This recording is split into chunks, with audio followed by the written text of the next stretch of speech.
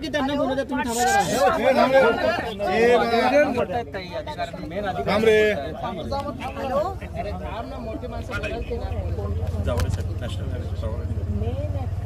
जावडेजी, इथे खूप मोठी घटना घडली आहे. इकडे नंदूर जो आपला हायवे आहे नंदूर हातूर, इकडे एक वांगी गावाचा माणूस बाईकवर येताना एका ट्रकने धडक दिली आणि तो मरण पावलाय. ही 5वी घटना आहे जी इथे झाली. अजून तुम्हाला माहिती नाही या घटनेबद्दल? तुमचे दोन्ही अधिकारी इथे आहेत, त्यांना अंडरपास गेले 3 वर्ष ते मागणी करतायत, अजूनही त्याची पूर्तता झाली नाहीये.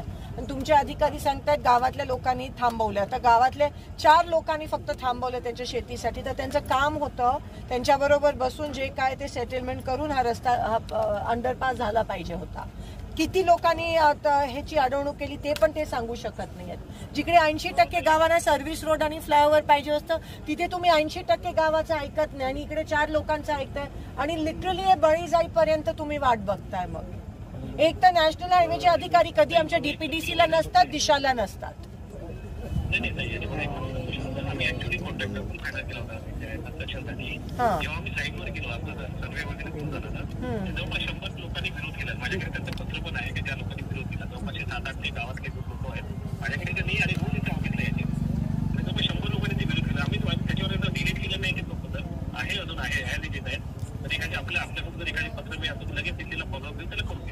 मी काय नितीन गडकरी साहेबांना ते बोराळेचं वगैरे पत्र दिलं, मी हे पण घेईन.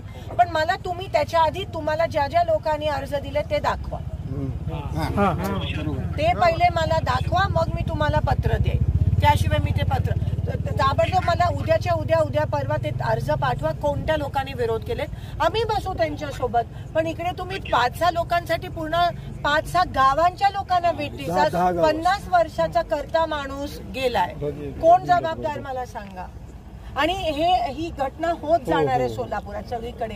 कारण का जेव्हा तुम्ही फ्लायओव्हर्स आणि हायवे कन्स्ट्रक्ट केले तेव्हा तुम्ही कोणत्याही गावाला विचारणी केली नाही. जिकडे सर्व्हिस रोड पाहिजे तिकडे केला नाहीये, जिथे ब्रेक पाहिजे तिकडे दिला नाहीये, जिथे FOB पाहिजे ते दिला नाहीये, जिथे अंडरपास पाहिजे. माझ्याकडे आज 20 अर्ज प्रलंबित आहेत असे, आणि ते सगळे धोक्याचे ठिकाण झालेत.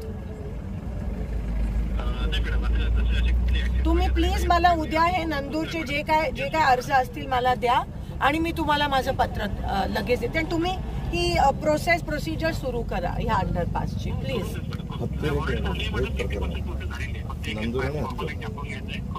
ठीक आहे. ओके.